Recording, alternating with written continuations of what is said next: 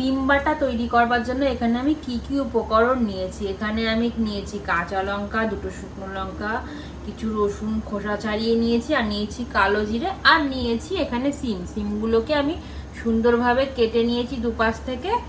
এবার এই সিমগুলোকে আমি সেদ্ধ করে নেব। তো তোমরা দেখতে থাকো কিভাবে আমি এই রেসিপিটা তৈরি করছি। সিম সেদ্ধ করে নেওয়ার জন্য জলটা বসিয়ে দিয়েছি। জলটা গরম হয়ে গেলে সিমগুলোকে এর ভেতরে দিয়ে দেবো।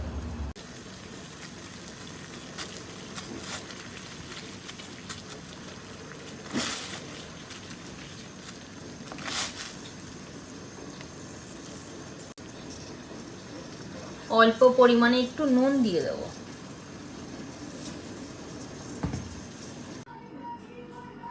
সিমগুলো সেদ্ধ হয়ে গেছে, এবার এগুলো থেকে জলটা আমি ঝরিয়ে নিয়েছি।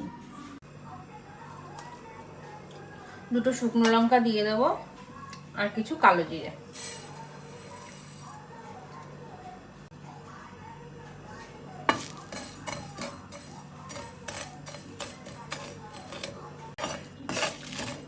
শুকনো লঙ্কা আর কালো জিরেটা ভাজা হয়ে গেছে, এবার এটাকে আমি নামিয়ে নেব।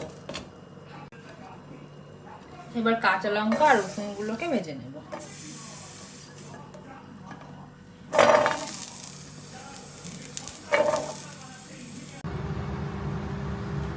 লঙ্কা আর রসুনটাকে ভেজে নেওয়া হয়ে গেছে, এবার এটাকে আমি নামিয়ে নেব।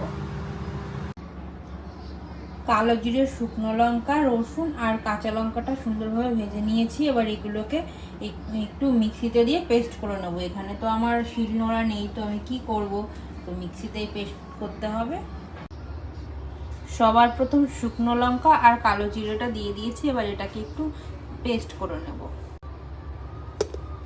কালো জিরে আর শুকনো লঙ্কাটা আগে থেকে একটু গুঁড়ো করে নিয়েছি, না হলে এটা পরে ওইগুলোর সঙ্গে দিলে এটা গুঁড়ো হতে চায় না ভালোভাবে।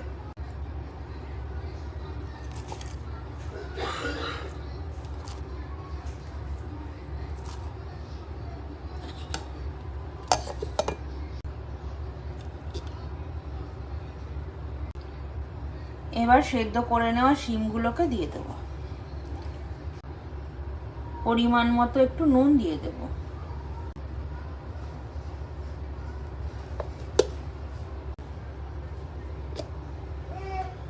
আমাদের শিম বাটাটা একদম তৈরি হয়ে গেছে। তো এটা এই মিক্সিতে করেছি তো এইরকমই হবে, তো শিলনোড়ায় বাটলে এটা খুবই স্বাদ টেস্টি হয়। আরও